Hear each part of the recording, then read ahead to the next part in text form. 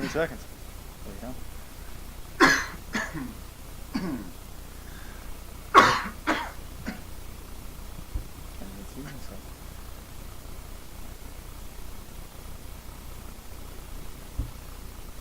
Hey everybody, it's Courtney Atkinson here from the Dooryard Union. This is a show about entrepreneurs, their stories, their journeys, the good, the bad, and the awesome. And today I'm here with Matt Gillen from Brand Stamp and Candy Co. And Matt's going to tell us a bit about his journey to success and how he's arrived to have two really cool companies at a super young age. And I guess I'm going to date myself a little bit, Matt, but you've disclosed to me that you're a little bit younger than me. Yeah, so thanks for making me feel like I'm coming to the game late. So I want you to tell me a bit about your story, Matt. People that tune into this show like to hear how people got started, when they knew that they wanted to be entrepreneurs, how they took that jump, and what that felt like, what that looked like, and don't leave out the hard stuff, because that's what a lot of people want to know. Well, I painted a T-shirt when I was 16 years old, and you probably have people on the show and people watching. A lot of people say, well, I started with a business plan and an idea. Mine was so left field that I didn't have any of that. I never had a business plan. I mean, we have one now, but when you're 16 years old and you paint a T-shirt, you don't have any of that. You don't start off with that. You have no capital. You're late for science class and you're trying to run a business here. So when I painted a T-shirt when I was 16 years old, it was all by accident. I painted it. People wanted to buy these ugly shirts, and you can check my media feed for the picture of that. You have it at your office. Yeah, too, right? it's hung up in my office. It's not that good. It's not. It's really, really ugly. I always say the frame's worth $250 and the T-shirt's worth $2.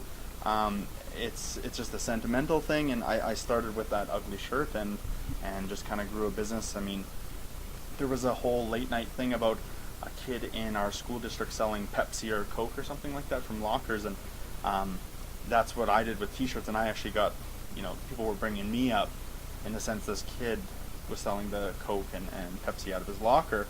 And, I saw a comment one time of somebody saying, well, how come Matt Gillen didn't get in trouble because I was selling T-shirts out of my locker? So you just did. I mean, people were just buying shirts. They weren't trademarked yet, right? Yeah, oh God. We started with $200, and that was Lent. That's a lot of money. It's a lot of money when you're 16, and it was interesting. It was fun. I wouldn't change anything about it. The struggles were there. There was people that were supportive, but I mean, everybody and their dog has a clothing company, and that's how I started. Well, how long ago was this? So, was that the case then? Oh, yeah, it was everybody. I mean, this is I don't know if I'm allowed to say brand names here, but I mean, this is pre-Tentree. This is there was Billabong and all that kind of stuff, and then there's us little guys, and we're selling 25 shirts. Was this pre the time when those shirts would change colors? What were they called? Remember those, color change shirts, whatever? No, you don't, because you're too young. I was born in 90. I think they were from 1990. I was still pooping my pants. Right. I was pooping my pants till easily 95. Easily. Maybe 2018 some days too. I want to take a step back, as you blasted right past the point where you're a 16-year-old kid. You're what are you doing? Where you're hey, I'm going to create T-shirts. Were you a creative kid? Did you just love clothing? Were you super passionate about starting a business, and this was the only way that you could get going on that? Why? This was, me and my friend didn't like the shirts that were out there, so we painted a T-shirt that was really ugly. Yeah. And the weirdest thing is people wanted these things. Yeah. You've seen it. I mean, it's not a good-looking shirt. Right. It's ugly, and people wanted them. And now I realize why people wanted them. It wasn't about the shirt at all. It was about somebody trying to do something in a world that's very competitive. And back then, everybody and their dog did clothing companies, but it wasn't like nowadays where you can go online and get a shirt made if you really want. You have to. There was a way to do it back then, and that's how we did it. And it was a tough thing. It was really, really hard, and just to kind of run a business and going to school, and that you can't be selling stuff out of your locker, so you kind of hide it, but it's kind of hey man, you want a shirt? Out of their locker? Yeah, they're selling drugs and I'm selling T-shirts, and then we just in January we celebrated our 10 year, and we have a documentary, and the guy started with says one line in it, and he says, I lost all my cool because I bought a van, and the reason I bought a van is so I could sell shirts out of it. Cool. So everybody's buying Mustangs and all these right-hand drive whatevers, and I have a 98 Transport van, and lost all coolness. Hey, whatever. It's a method of selling shirts. So I want to go back to that just a little bit more and say, how did you figure out what it was that was going to create demand for your product? So I mean, you had like a sense of what cool was. You knew that you were cool, and your buddy was cool, and so maybe you weren't. We were not cool at all. We were. I was not the cool kid. I didn't hang out with the cool kids. I was probably 85 pounds overweight. It was not a good. We just did it. It was just like. I'm attaching too much logic to this whole thing. Is that yeah, it was, and people, you know, I've done a 10X talk. We've done documentary filming, everything, and everybody expects me to have this really, like, it is a cool story when it gets down, but at the very beginning, it was just not cool. Like, I have so much clout for, you know, people that start businesses, and these young kids now that are 10 years old and have businesses. Like, everybody says, oh, Matt, you were so young, and at the time it was crazy, but now kids are doing crazier things. But when you're there and how things are going, we weren't popular. We were not like the good-looking kids. We were just some losers that painted a T-shirt and people wanted to buy it. And I found out later the reason that they use because they want to support something. But at the time, you're just like, okay. And we made 6, we sold them, ordered 12, sold them, made 24, and just kind of went on that way and made $3 or $4 a shirt, and then just grew that way slowly. $3 or $4 per shirt. Yeah, they were sold for $20, and they cost us like $17 or something. And that's with free time, of course. So your time oh yeah, we didn't. Yeah, and I was working at Humpty's. It's like a little restaurant chain, and yeah, that was that. It was good times. It was funny. You didn't, and at that point, and in business, and you know this, when you were starting off, when you're starting off, you don't. If you lose, it's okay. Yeah. You don't have a lot to lose. Right. So we're gonna lose $200. Who cares? As you go, it changes. You have people dependent on you. You have a business you have to grow, and you want to grow, and so on and so forth. But there's at that no stress time, with that, though. Oh no, there's no stress. Yeah, that's why I have 4 gray hairs and I'm 27. Great. And it just was. Who cares if we failed? We failed, and then we just went on to that. It's a good story about scale. So I mean, so many entrepreneurs have a product or a service. And if they're prudent, they manage a very meager and kind of minuscule lifestyle, and then they're able to scale. It sounds like you were able to do that. Maybe your friends or your buddies were balling a little bit more than you, and you made your $3, yeah. And you know, you're not out buying like, I don't know, a new hoodie or something. You're like reinvesting it back into your business, and they're all like, they don't have businesses. They no. So tell me about that scaling process. Like, how long did that go on for? What did that look like? When did you get to the point where you're like, wow, man, we're making so much money. Like, we got like $600 now, or what? Like, when did that happen? So making the $3 lasted a while, and that was 16 year grade 11, and we took, you know, we sold those. We made about $100, and we took that and made screen printed shirts. And you know, I mean, there's a difference between painting on a logo and screen printing. It's way different. So you literally hand painted them? Oh yeah, at the beginning? yeah, okay. Yeah. It was not a good time, and. So then we went to screen printed, and we actually had to vectorize a logo and actually come up with a logo, and it was called Candy at that point. And this is, you know, grade 11, and we're thinking that when we sell 6 shirts, that's a huge deal. Now, I mean, a couple of years ago, I kind of calculated how many shirts we've actually sold, and including the brand stuff, and it's, you know, well over 100,000 now. But at that point, you're jacked on 10, 6, so you're making, you know, $30 or whatever. And that lasted for all through high school until, you know, grade 12. And I mean, we were just selling shirts out of our locker and stuff. And then it goes to grade 12. And in grade 12, me and Chris decided it would be a good idea for us to make women's clothing, because we never made women's clothing. It was still called Candy at this point. So we called it Innocence Clothing. And if anyone here has seen my documentary, and there's some people in the room that know what I'm talking about, Innocence Clothing is, to date, the biggest fail I've ever had in my life. And a man should never design women's clothing is the definition that I learned from that. And it cost me $2,400. And in grade 12, that's a lot of money. So we had to donate all those clothes. I went to Cuba for a grad trip. I bought out my partner at the time, Chris, for, you know, a couple, whatever the company was worth at that time, and came back and got a meeting with a gentleman who owns an airline company in town.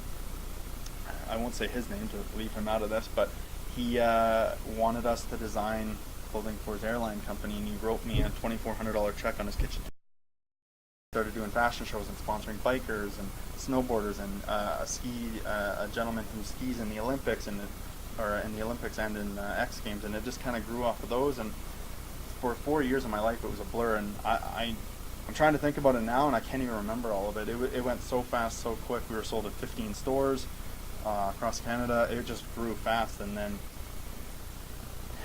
then you start realizing that you can't just run a clothing company. And there's not, you think $10,000 is a big, you're selling that in a month, that's great, but then you kind of have to grow to scale. And I had to make a decision a few years ago to what we wanted to do with the brand and how we wanted to go about it, and that's when we decided to do the marketing of the company. But I will touch back on the question you asked about when do you actually start making money, and I'll get back to what we are now. I worked for free for 7 years. I didn't pay myself for 7 years. And I quit my job when I could write myself like $1,700, and that's kind of when I started and actually wrote myself a paycheck. You're like, wow, 7 years, yeah. And obviously, as you know, I don't know how in depth you guys go with these, but as you know, there's shareholder loans and what the company owes you and stuff like that. And that loads. I would never get paid back for that because the amount of money in there, I could never pull it out. You work for free. You grow a business for free, and it's because you're putting everything back into it. And like you said before, you $20, you sell it $40, and you just keep investing in it. And for 7 years, that's what I did. Did you know that you were an early adopter of influencer marketing back in those days, or were you just like, I got to get cool people to wear my stuff? We did it the different way. We didn't get the cool people or the beautiful people to wear the stuff. We got the skateboard kids to wear it. We got the biker kids. We got the teachers in the school to wear it. We got, we did the very close to like the 10 tree where those guys are just anyone can wear it. And I adopted that because I knew that when you limit yourself to, a Hollister, a Jock, or whatever you want, then you're closing it out to anyone else. We made sure it's all the way to 5X. We made sure it's the extra small. We did tons of sizes and tons of variety. But one thing that we always focused on was kids, and a lot of brands don't. And we always were focusing on kids. What age group would that be for you? 6 to 17, and everything in between. And because those kids, when they see you, they think of you as some sort of celebrity. Right. They see these guys on these bikes and ramps, and they think they're celebrities. And they get a poster or whatever, and they keep it on their wall for years. Local celebrity, right? Well, yeah, local celebrity. No, it's true though. I mean, you grow a brand, it gets recognized. It's prolific in schools. That's influencer marketing on a small scale. But then you talked about getting that to the point where you're in 15 stores. So talk to me a bit about how that evolves to knocking on doors. How do you affect that change in your business model, where instead of just being the brand of this niche that you've chosen, how do you expand beyond that and access that niche in other communities? Well, the stores kind of happened organically, and we did that for a reason, so that we could still own the inventory that were in the stores. Mm-hmm. So we knew that if something sold very quickly, like we were running through 1,200 hats a month, like we were running through product, and I liked the ability to own it because if one store sold out, I owned it and I could move it. And then stores, and once you start doing that and you prove that model in local stores and stuff, people start calling you. Right. And then it just got... You're taking the risk away from them by owning the inventory. They loved it. To sell. They loved it. And we were still under 30,000 then, so we didn't need a GST number. And they loved the no GST. And it was great. Everybody did really, really well. And then we just... It got big really fast. And we started selling out. And our suppliers couldn't keep up with how much we were selling. Mm-hmm. And that's when we started looking into the second part of the second business, the brand scent part, going directly to our own suppliers. Right. So at that point is when we started calling up American Apparel Direct or China or whoever's going to make our stuff and say, look, instead of us ordering locally, I need 1,200 hats and I need them in 3 weeks. Mm-hmm. Can you do it? Right. Yeah. And at those kind of numbers, we were doing it. Right. So you get just-in-time delivery. You get to be like wholesaling production. You get to be, cutting out any kind of middleman. You're going direct to retail, and you're taking out potentially two middle pieces. Yeah, and that made things cheaper. The only thing is then you have to pay now, and cash flow was really, really always a hard thing because you're ordering 1,200 hats, and you're only selling a few at a time. Mm-hmm. So that was tough. Were you still carrying the inventory at that point? Oh yeah, everything. I kept it in my mom's house. Yeah. I kept many boxes at my mom's place. Right. But you were always short of something. You were always short of hats or hoodies or something like that, and we just could never keep up with it. And that's why I like the idea of owning the inventory.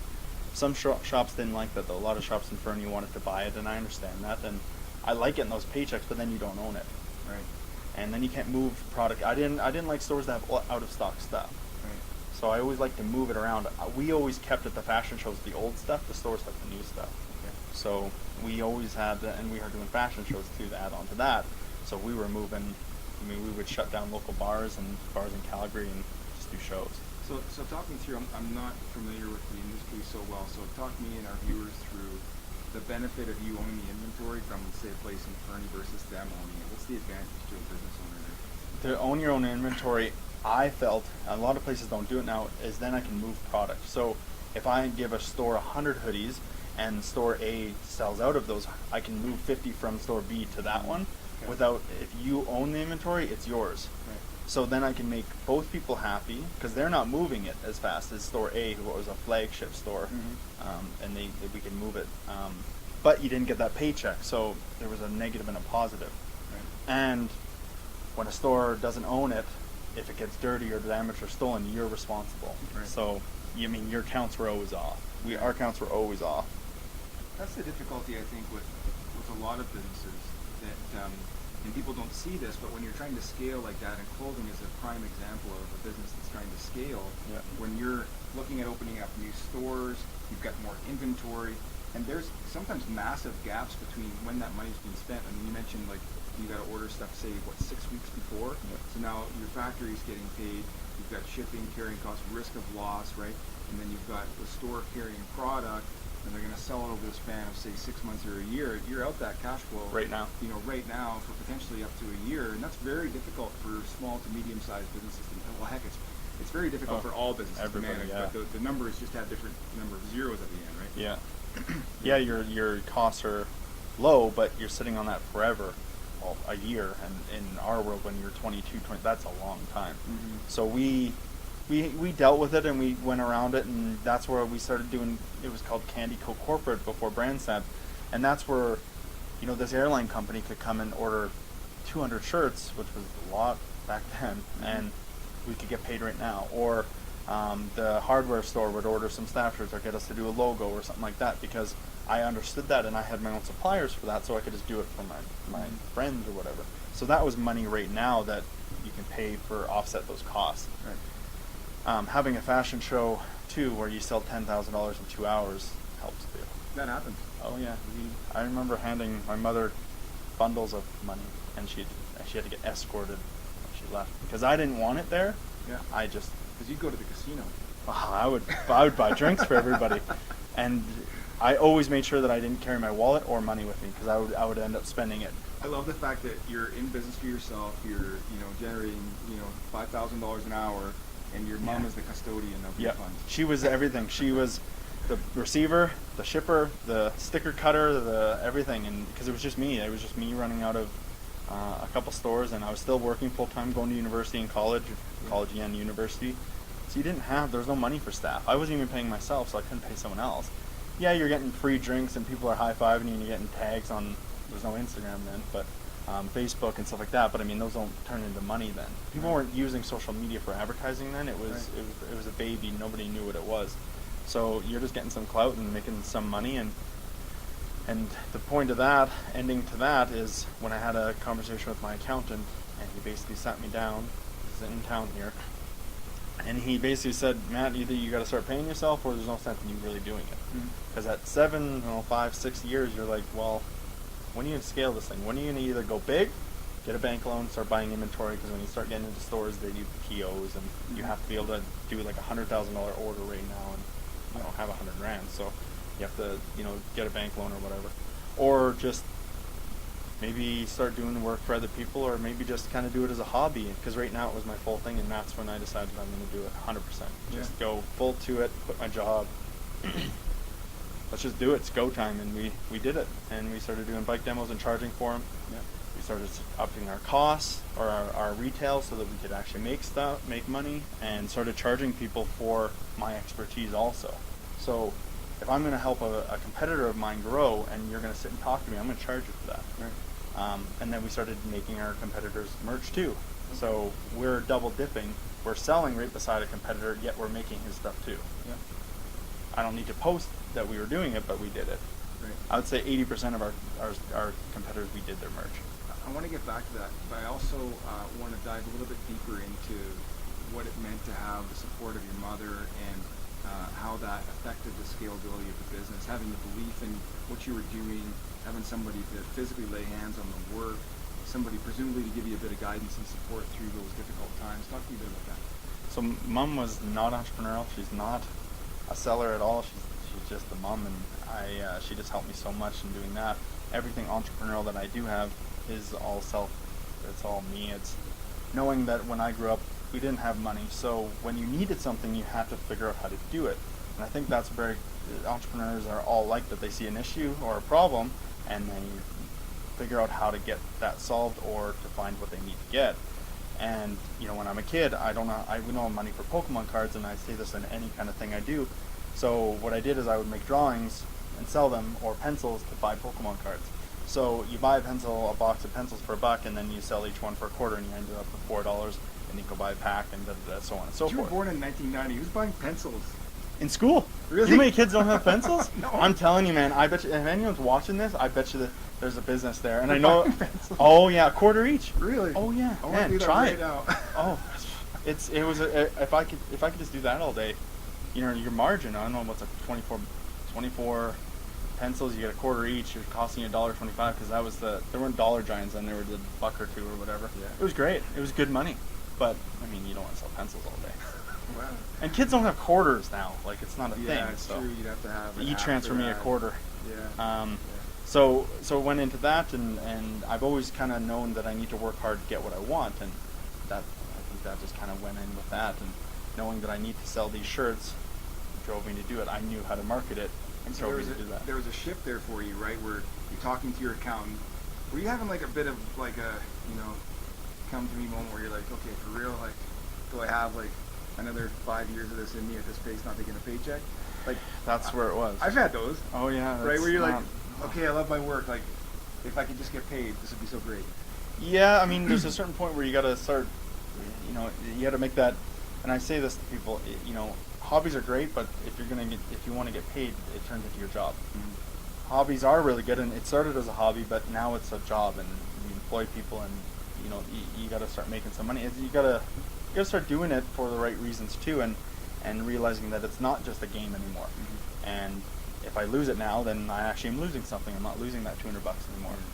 So let's hear about that shift. You're in the office, you're talking to your accountant, he says, Matt, you got to do this thing or not do this thing. Did you walk out of there defeated and like, okay, now what's my plan? And take some time to reflect and walk us through that period of time. That meeting was basically, and I don't mean it to sound like everybody that's an entrepreneur needs to make those calls. It doesn't. It was just one thing where I had to. I mean, there's a lot of people that I know that are entrepreneurs that are never probably going to get paid what they do. There's people that are entrepreneurs that you or me, everybody can know, and they probably do a lot less and get millions of dollars. So it's all on what your perspective is. But when your accountant, who did my books for me since I was 16, I mean, he helped me out a lot. And he says, Matt, you kind of have to make a call here. You have to, like, are you doing this for fun or are you not? Yeah. Because I'm wasting his time too. If I'm doing this for fun, I don't even need him. Right. I can just order shirts and just sell them cash, whatever. Right. And I walked out of that meeting basically saying, yeah, I'm going to do this and I quit my job later, and just to have that, not knowing where your money's coming from, your rent is coming from, where how you're paying for bills, it drives you to have to do it. Oh, sure. It wasn't a want, it was Yeah. I have to. Yeah, good that you had the perspective at that young age to hire someone who was comfortable having that kind of difficult conversation with you. I mean, being an accountant is not easy work, but really good accountants give great advice, don't they? Even when you know they're going to be uncomfortable conversations. Hey? Some people would have walked out of that being like, that guy's a total idiot, doesn't know what he's talking And about. not said anything to you Nope. about it, right? I look at it as that was my tipping point of, let's do this thing as a real deal. Yeah. Well, and good for you for being at that age. I mean, how old were you then? 3, 4. Yeah, 3, so think of it. How many 23 or 24-year-olds are like, willing to have somebody in a position like that, give them that kind of advice or feedback, and they'll be like, thanks for that, I'll receive it, I'm going to be at peace with it, and I'm just going to go settle on what my decision is. I mean, that's tough to hear at any age. Oh, but yeah. At that age, I wasn't open to that kind of advice. I wish I might have flipped the table or something. I'm glad I had that, and I'm glad I had teachers around me that supported me with this. My instructors in the college and university and friends and mentors and stuff like that, where a lot of kids now don't have that. So I try to be that with some kids too, and tell them the real, like, I've made mistakes, you've made mistakes. Let's show them, maybe don't make those mistakes. Like, I made these X amount of mistakes. I'm telling you these so that you don't make them too. Yeah. Right? Like, anytime I've done a talk, people are like, why'd you get into clothes? I want to start a clothing company. Man, everybody does it. It's a very competitive market. I just look at it like, I'm sure your idea is great, but I mean, if a big company doesn't even make their own shirts because you can't really invent the shirt too much, then maybe go to your other idea that might actually make you some money, because there's so many guys in the clothing world, it's crazy. You can't make, like, your margins are so minute. Well, I think that's a question that any entrepreneur has to ask themselves at a certain point. I mean, there's best practices in your industry, there's best practices in my industry. In fact, I just today had a conversation with my accountability group. I meet them every Wednesday, and we were having this chat about, like, why is it human nature that you have to experience so much personal pain in business before you're prepared to adopt best practices that you knew 2 years ago? Today I'm experiencing pain from something that, had I adopted the knowledge that I had 2 years ago about this, I wouldn't be experiencing this pain today, but I had to have these sleepless nights for the last month to do that. Yeah. It's a weird thing, and we wish that we could inspire other people in business to say, hey, listen, like, these are mistakes that I've made, but I think there's also that mindset that you and I share, and that many entrepreneurs share, where it's like, well, that guy doesn't know anything, I know everything, and that's why I'm an innovator, that's why I'm a leader, and that's why I'm going to crush this. And so presumably you walked out of that accountant's office saying, well, he may be right that this could crash and burn, but I'm going to prove him wrong, and here's how I'm going to do it. And then, so next step was, how did that go? I love what you just said there. Like, I love that, because I always say we have a team at Brand Stamp, and everybody has their own area of expertise. I never say that I'm a designer. I never say I'm a photographer. I never say any of that. I'm not. I was never a designer even for Candy Co. We had people that did that because I can just sell, and I'm not going to pretend to be something I'm not. Surround yourself with people that are smarter than you. If I don't know websites, we have a guy that does websites. If I don't know photography, we have somebody that does that. I wouldn't pretend to know that, because people can see through that. And surround yourself. When your accountant says something, it's probably pretty accurate. Maybe. If your best friend says, dude, that shirt looks ugly, it's probably ugly. But if he bought it from you. If you bought it from me, yeah. But like, you just, sometimes I trust everybody 100% until I don't. That's kind of my saying. Yeah. So, if you're saying I only need to fill my car up 3/4 of the way, then I'll do it. But until I'm proven wrong, then I'm going to do that. So I like what you just said with that whole thing. It was great. It was, surround yourself with people that are smarter than you, because you don't know everything. Yeah. And the people that think they know everything are wrong. Yeah, they're probably going to be the ones that you're taking business from, or... Yeah, or they'll be knocking on your door for a job later, because you can't know everything. You can't be too proud. So walk me through the next step. So you walk out of that office, you're feeling like, okay, you know what, I got this. I'm going to double down. I'm going to kick the shit out of this project, this thing, and I got a vision now. So just walk us through the coming weeks and months, maybe the next year. How did that go? 2 weeks later, I quit my job. I went to my boss at the time, and I hate... Was that at Humpty's, or were you somewhere else? I was at somewhere else. It was a bike shop, and I hate work, and I never really said this. This was probably the first time I said it. I hate working for somebody. I hate relying on, being told what to do, because I've always wanted to just do my own thing, and I'm a sales guy. Like, the sales are my thing. So I didn't like the idea of, if I'm bringing in a X amount of dollars, how come I'm not getting... Don't you find that entrepreneurs are generally just unemployable people, though? Yeah, they are, yeah. But I know what you mean. You're getting paid, what was it, $10 an hour, and you're, if you sell 10 grand in an hour, in Candy Co land, my Candy Co, I'm like, okay, cool, I'm making this. But in there, it's like, oh, I'm still making the same as... Yeah. I could have just sat here and not done anything. So I wanted to grow and change that. I went to my boss and said, look, and he's like, here, do you know? As soon as I shut the door, he's like, yeah. He's like, you want me to put in 2 weeks? He's like, you don't need to. he knew. I mean, anybody that knew me knew I wasn't going to be where I am now. They always knew I was going to do something with this. And then 2 weeks later, I quit my job, started paying myself whatever I needed to for my mortgage and stuff like that. You already had a house by this time. Oh yeah, I never rented. I bought my first house. I never rented anything. I bought my first house because I didn't want to waste money on renting. Not that renting is a waste of money, but I know people that rent for the same amount that my mortgage is, and I own my place. So I don't mean to say renting is bad, but I was young and I was like, I had a down payment. Let's buy it. Some people don't have that, and I got my first employee was a girl from the college.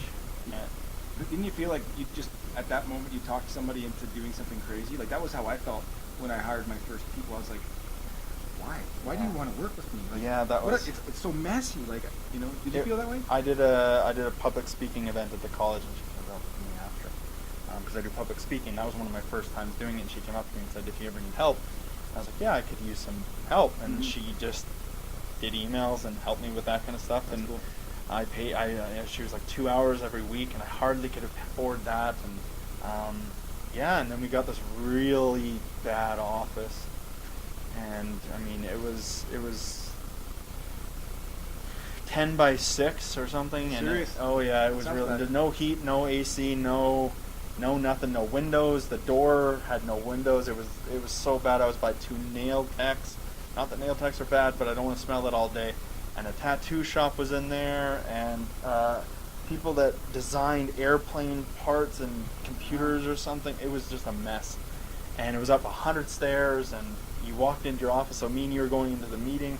I'm like, yeah, let's walk into my office. You don't know if the roof panels are falling down because there's water leaks. Sounds like it was so bad. Have you seen Better Call Saul? No. You ever see the you got to watch this. So for our viewers, if you ever watch Better Call Saul, at the back of a nail salon is this lawyer's office. When he's down, it's like that. When he's down and out, and he has to like move a chair to get to it, and then he has to close the door and move his chair to sit down. It's exactly. It was that. You were walking into a meeting, and you're like, oh, I hope if this customer's spending money that the roof panel isn't down on the ground because there's going to be water everywhere. But the beauty of that is like there are enough people in the universe that will come to an office like that and be like, I want to help this guy who's 100%. actually super awesome, totally crushed it. 100%. And I kept it very clean. It was very, very nice. Steph was there, and we had our employee, and it was really, really good. And I mean, we were rocking so this is Candy Co's at its peak. And we're starting to pick up on the corporate, and I say corporate in marketing and all that kind of stuff for other businesses. And we had no problem doing a $10,000, $20,000 deal in there. It was always the littler orders that were like, well, this is I don't want to spend $100 here. But then you got guys that are like, yeah, here's 10 grand, go, because they know that you're not wasting money on fluff. Right.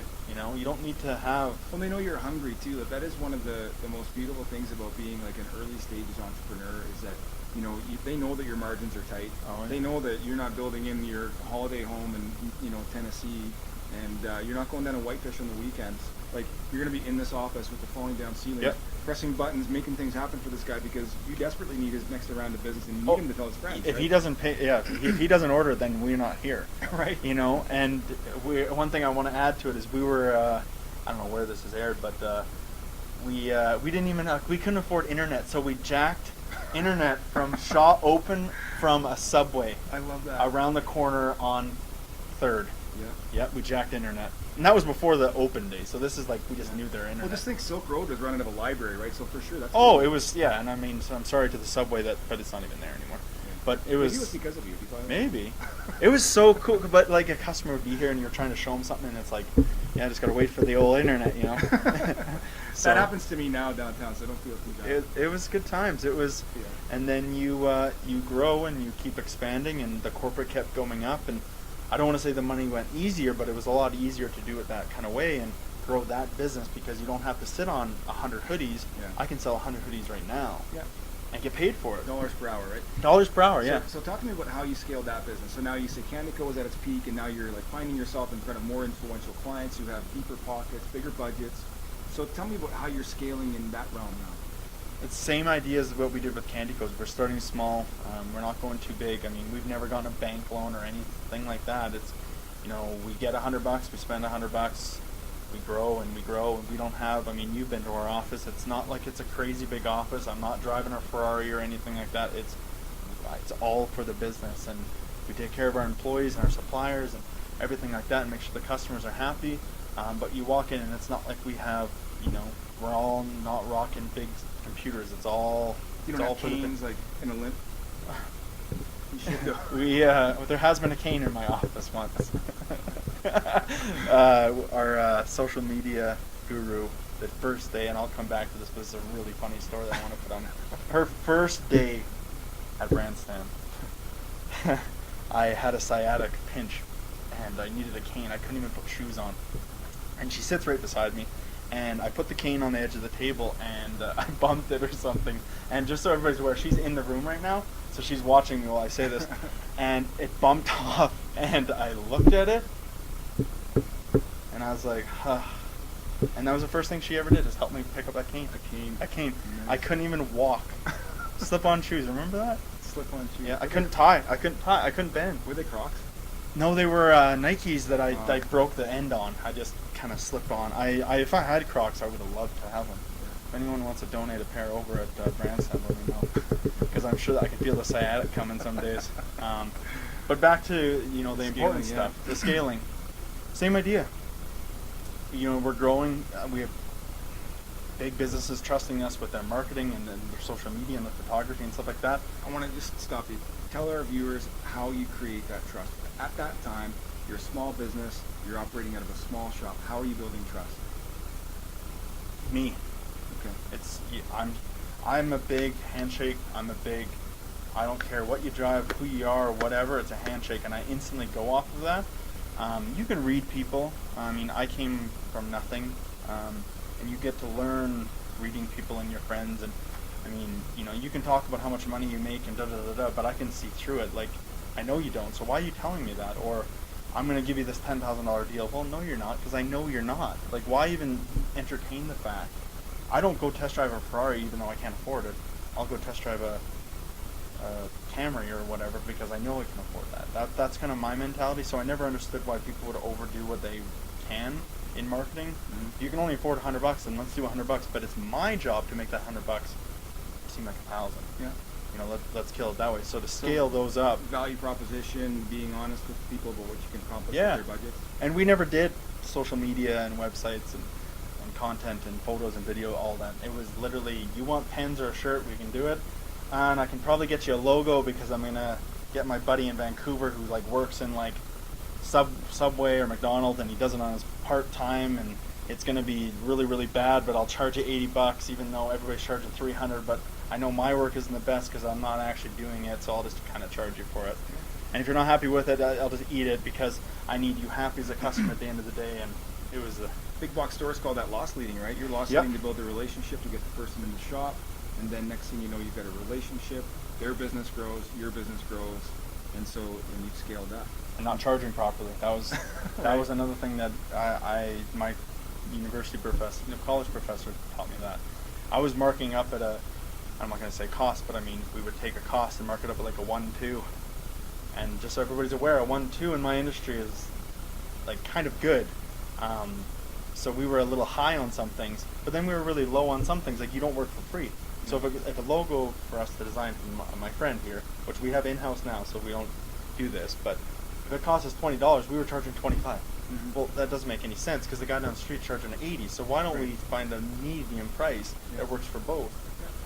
And it took time to get those, and what you're worth, and charging right, and not trusting the person that says, I'm going to give you this huge order. Oh, actually, I don't need half now. I trust you. Yeah. And as you grow as a business person, didn't you find that you're more empowered because of those struggles that you've been through, knowing the value of your time, that you feel more empowered to have hard conversations with your clients? I reflect back on those times when I was a junior realtor, and I would gladly show 60 houses to someone, and not ask the hard questions did you get pre-approved? Why? Yeah, right. That's too awkward a conversation. But you get burned enough times on that, and you're like, prepared to have those conversations day one. Now you've got kids, or your time's more valuable. You want to say, listen, like if I'm going to leave this important time to spend time with you, we just need to make sure that there's an outcome that you'll be happy with. Yeah. It's not going to be so far down the road that I'm not adding value at many points during that journey, right? It needs to be for both. Yeah. Even if it's just a conversation of, hey, maybe I'm thinking about buying this house, or hey, maybe I'm potentially looking to rebrand my whole business, or do these kind of things, or can you help me with some consulting or whatever? Well, why? Like, why did you come here? And then, is it actually something you need? Like, we're not going to sell you something you don't need. So if you need a website, and we look and your site's like banger, like, why? Let's take that money and put it into social media or something to make people know that this website kills it. We're not just going to waste your money, because then you lose credibility in that. And there's certain avenues that we go that's we can control everything, but in the merch world, like coming back to the t-shirt, you don't own all those. You and I don't know how much time we have, but I can tell one story. I mean, if you're ordering something from China or Vancouver or Toronto or wherever, and it's on a train, I've had trains derail. Oh, really? Christmas Eve. Yeah. Local high school scratch hoodies didn't come on time. Oh. But when you have Perlator saying, or I think it was UPS, whoever used trains, I don't know who, but it got derailed, and you have that, you're like, look, it got derailed. Well, what do you mean it's not here? Well, I'm going to drive to Toronto right now and just go get those out of the ditch for you. Right. It doesn't happen.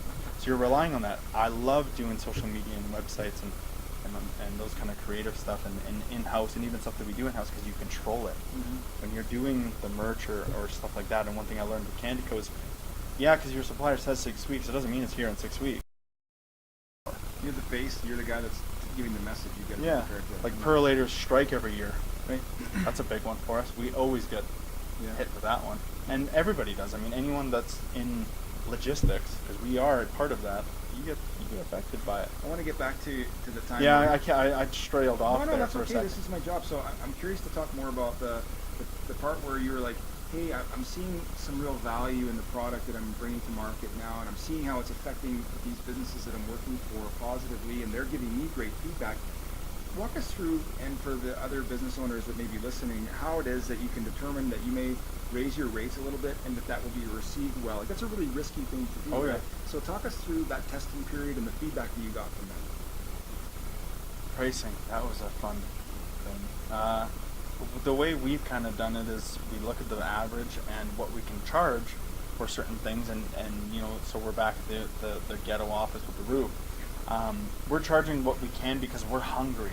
Honestly, if you're going to give me $6 for a t-shirt with a logo, or $100 for a logo, we're going to take it, even if we know we're going to lose money, because that guy or girl might spend more down the road, and that's the way I looked at it. And for the long term, I've always looked at things long term. If I'm going to lose money on one item from you, great, but I might get it back in the long term. Yeah. So pricing things was always kind of hard, and we didn't know, like, how much should you actually make. You don't want to rip off your customer. You don't want to charge too much, but you don't want to give them. You don't want to work for free either. You're giving the opportunity. You're giving the client the opportunity to see the value proposition, and I think that's one of the things that a lot of entrepreneurs miss out on. Is say, hey, listen, you don't have to do it like, you don't have to pay your customer, and maybe you do have to do one deal cheaply or at cost, or cost plus half what you'd like to charge. But if you're helping that person's business grow, or you're enriching their life or their experience in some way, then for sure there's going to be positive outcome from that. And I think that's kind of a common theme for a lot of entrepreneurs, is that, hey, listen, like, none of us get into this and came into the market day one and started charging premium rates for, like, we weren't good enough to do that, for one. Oh, no. Our products weren't good enough to do that, for one. And we also have to get confident with ourselves and the services that we provide. And it sounds like you had an opportunity to kind of test those waters gradually over time until you offered a real suite of services that people believed in, right? We just kind of, whatever people were willing to pay at that time, like, if you have $100, you have $100, we'll make something work. And that also bites you in the butt too. You start diminishing the average of that industry also. The perfect example is the photo world. Like, people don't want to spend money for photography, but it's an art. I don't know what it takes to do a good photo. I have no clue, but I know it's worth money, and we provide that as a service. So if somebody says, oh, I can just get my uncle or grandpa to do it, okay, great, but it's not going to be professional photography. And there's a difference between, oh, well, I don't like myself in that photo, or, well, that person knew what they were doing. They knew what they were doing with all that kind of stuff. So when we were pricing, I'm sorry to tell you, you're just ugly. yeah, you're ugly. The light, it has nothing to do with the lighting. Yeah, and maybe that suit was a little tight. It took us time to find those kind of prices, and you start realizing, okay, at the end of the month you're not making as much. Okay, so maybe we need to raise our prices a little bit. Well, I heard the guy down the street, or a guy in Toronto, is charging this service for that much. And you're like, okay, well, why am I charging $300 if he's charging $500? Yet I'm only breaking even when I do it. So maybe I should charge $400, and then you see where that works out. And what's your value proposition, and how comfortable are you talking about that, and how convincing and compelling is that discussion, right? Oh yeah, I was always like, if you have $100, well, I've told customers, hey, I'm losing money at this. I like telling them that, not because I need them to feel sorry, but if you only have $100, I want to get you going too. Like, I was a kid that was selling out of my locker too, and I mean, if you're gonna do something, I look at you as a long term. Who knows? Maybe your website that we make for $100 doesn't work, but what if it does? Right. And then you look at us as those people that helped you out that time, because I never got helped out. Like, my mom helped me out, but I mean, if some of these guys can get help with that kind of stuff, it's great. So fundamentally, you're saying that your business has been built a lot on goodwill and seeing in others who you were and trying to help them elevate their games and grow their business. Is that a fair? Yeah, fair 100%. Yeah. But it takes time to realize those kind of things, and when you're in those moments, you don't realize it. You don't realize what you've done for somebody, or even when you have charged too much. Right. I'm going to be the first person to admit, I mean, at those early stages, sometimes we charge too much, or maybe we didn't do a good enough job, or anything like that, but I know that now, so I can change it. Yeah. And those are years ago, so now I can say, okay, customer A, 4 years ago or 5 years ago, I'm sorry that we kind of didn't see eye to eye, but I want to earn you back. Yeah. And then we have lifelong customers with some of those. We even have customers now that, yeah, Matt, you were stupid and young and dumb. Mm-hmm. Why did you always go to meetings in tank tops and cut off jeans? Because that's what I did when I didn't think that mattered, but it does matter. And then they see you, and they realize that it's a real thing. And customers see that you're a real business too. Yeah. When you start getting out of the roof and all that kind of stuff, and you move into an actual office, then it's like, okay, I want to spend money here too. But I didn't mind spending money at your bad office. Yeah. But now I see you as a real deal.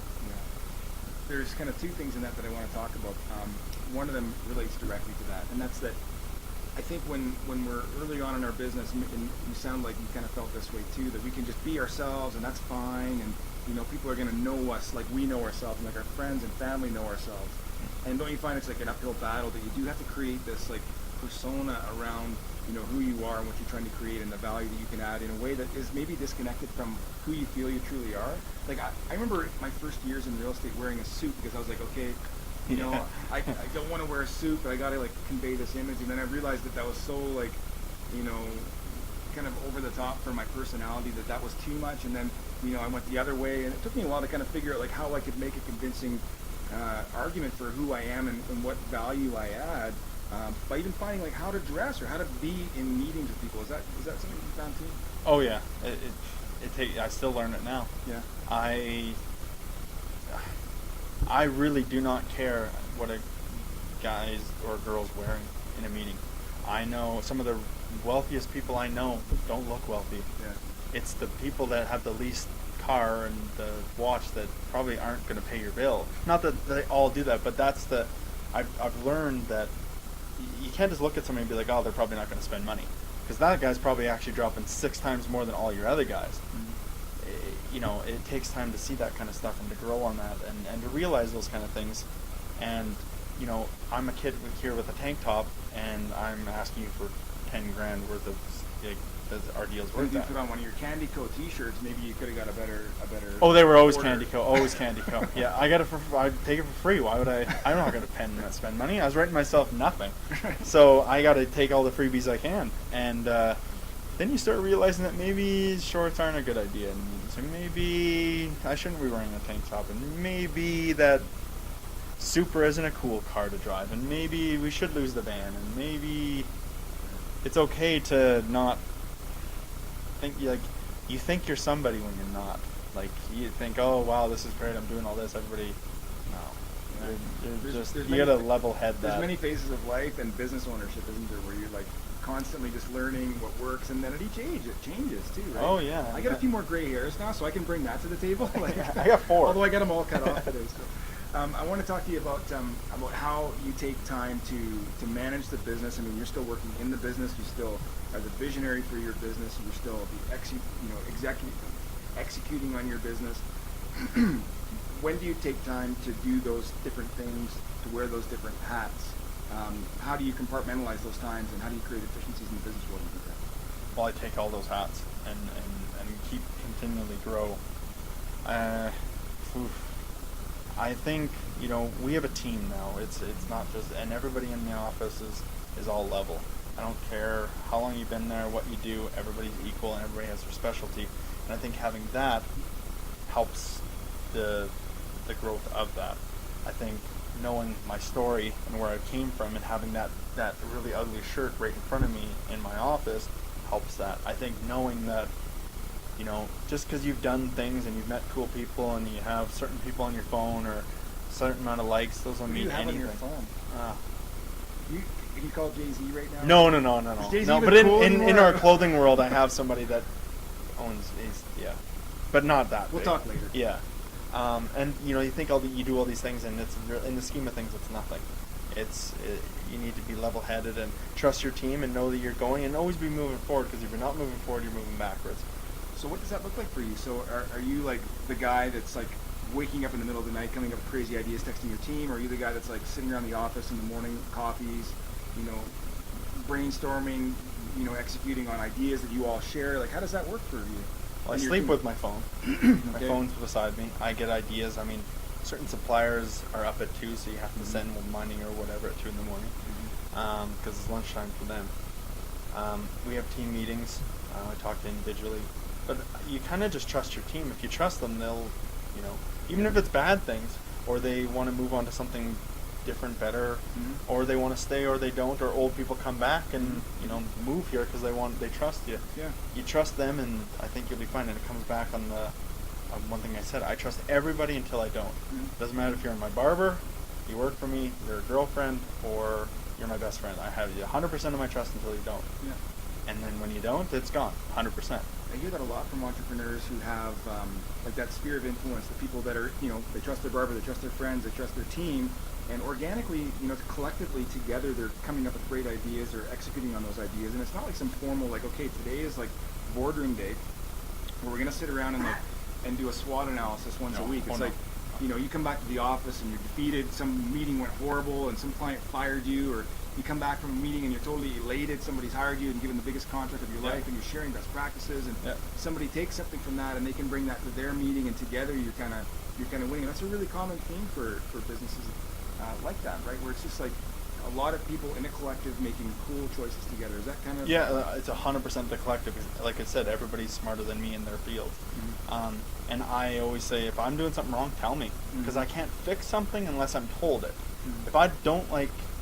If somebody's making me a sandwich and I don't like pickles, yet I don't say it, I'm still going to get pickles. So if you don't like how I'm dealing with something, or you don't like that, an order was late, or, you don't like that it took this way how we did your website, then let me know, because this is how the person before maybe liked it. Or, maybe you are an email person and you don't like phone calls. I mean, let me know all that stuff, because I know I'm on my phone all the time.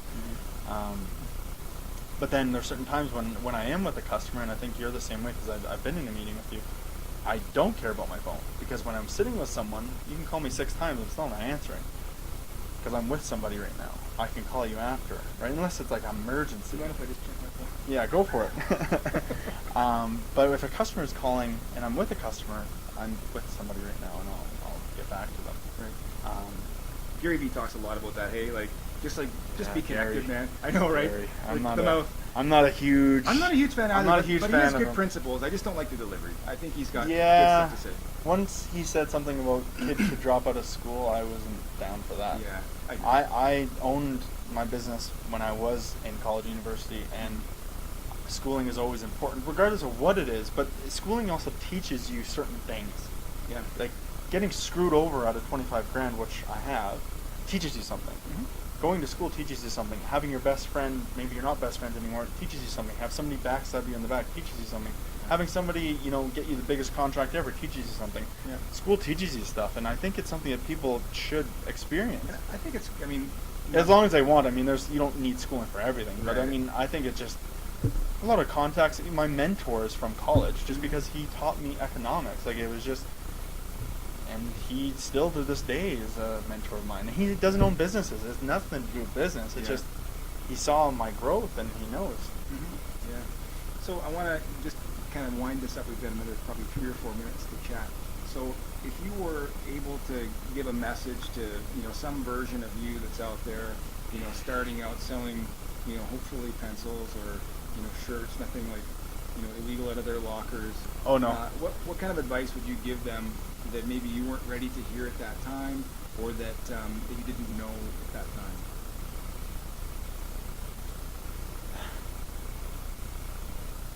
Don't care so much about what people think.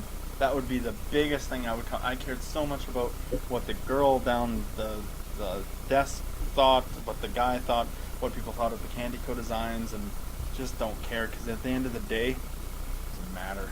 Yeah. You're stressing out about things that don't matter. Do you think that not caring would have changed the product? It would have changed the scalability of the business, anything like that? Well, I know that we're running out of time, but there was a thing called I Hate Candy Co, and that really, really bothered me. But then when I snapped out of it, I was like, you know what? This is cool. This is funny. So we made I Hate Candy Co shirts, and we made them, and we sold them. We sold lots of them. I think we did 3 generations of designs of them. We sold hundreds of these things. Yeah. People that hated it wore it. That's great. When you're doing... People hate me. And when you're a disruptor in a space, in any space, there's going to be haters like that, and that's great. You feed off of it. You see a glass half full, But I think, I love what you're saying, because I think that part of what makes people successful in entrepreneurialism is like the high level of caring, being sensitive, like, having those types of things break you a little bit inside, but also like growing to have the resolve and to build product and services and execute on those things to overcome that, to prove that you've done something that somebody else can't do. Yeah, and I just learned that, unless I know the story about why someone doesn't like me or doesn't, it can be something so simple as they owned a clothing company 10 years too. Mm-hmm. Well, I probably lost you some sales, I'm sorry, but, that's just the way it goes. Sorry, man. Yeah. Don't hold that grudge. I don't even know that. What was your brand? I don't remember. Because even if we lose it, if we fire a client or we lose a client fires us or whatever, I'm already on the 3 other deals. Yeah. I'm already, once I hang up the phone, I'm already somewhere else. Yeah. Because we have to be. Just before here, I'm already talking with another deal. Like, you're always going. That's a learned skill, though, isn't it? Being able to just power past those things and not be consumed by like somebody else's feelings about you. Yeah. Like, we just don't have the right to worry about those things. We don't own those feelings. No. Right? We own our feelings. Yeah. And we just need to worry about what we've got next. Like, don't sacrifice the next conversation that you're about to have because of some negative energy that you've received from, some other place that you don't even own, right? I don't know. Yeah, I'm going to go to the guy down the street or these guys. Okay, well, when you do, here's your files. Make sure that everything's cool. That's great. And they end up coming back. Or they don't come back, and then you see them out and, hey, how's it going? How did that work out for you? You don't, if you lose someone, it's not the end of the world. You still got to make sure that they get what they want, because they could come back to you. And people talk, and you always got to make sure that you're good on everything. And it's a big world. One of the biggest things that, and I know we don't have no time, but that I'll end this with, and I know that and anybody watching probably knows, there's going to be people that don't like you, and that's okay.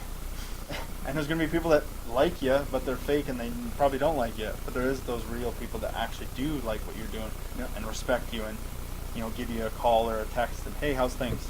Yeah. Great. Yeah. And I've taken me time to learn that too. And not everything is great, but if there's people that don't like you, that's fine. You don't have to please everybody. Yeah. Not everybody likes McChickens. So that's all right. That's why they have a McDouble.